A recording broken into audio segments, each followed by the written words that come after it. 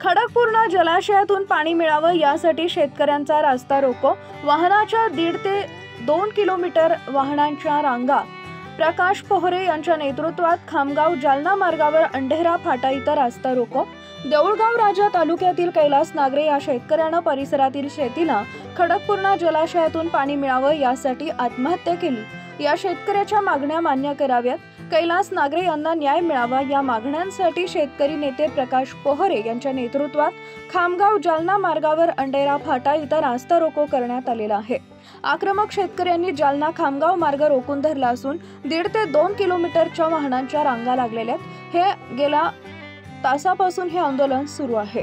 धरणामधून सिंचनाला पाणी जाईल, पिण्याला पाणी जाणार नाही याच्या पुढे हे आमचं धोरण आहे। आता याच्या पुढे शासनाला म्हणा तुम्ही तुमचे धोरण आखत बसा। येणाऱ्या 2 वर्षांमध्ये शासनाने त्यांच्यासाठी स्वतंत्र धरण बांधावी, शहरातल्या लोकांना पाणी द्यायला। आमच्या शेतीवर बांधलेल्या, आमच्या पैशातून बांधलेल्या, सिंचनाच्या नावाने बांधलेल्या धरणाचं पाणी फक्त शेतीला जाईल, प्रायोरिटीने जाईल। तुमच्या कलेक्टरांशी तर मी सकाळी बोललो, त्यांनी उद्या मला भेटीची वेळ दिली 11 वाजता, मी जातोय त्यांना भेटायला। हे सगळे प्रश्न मी त्यांना विचारणार आहे।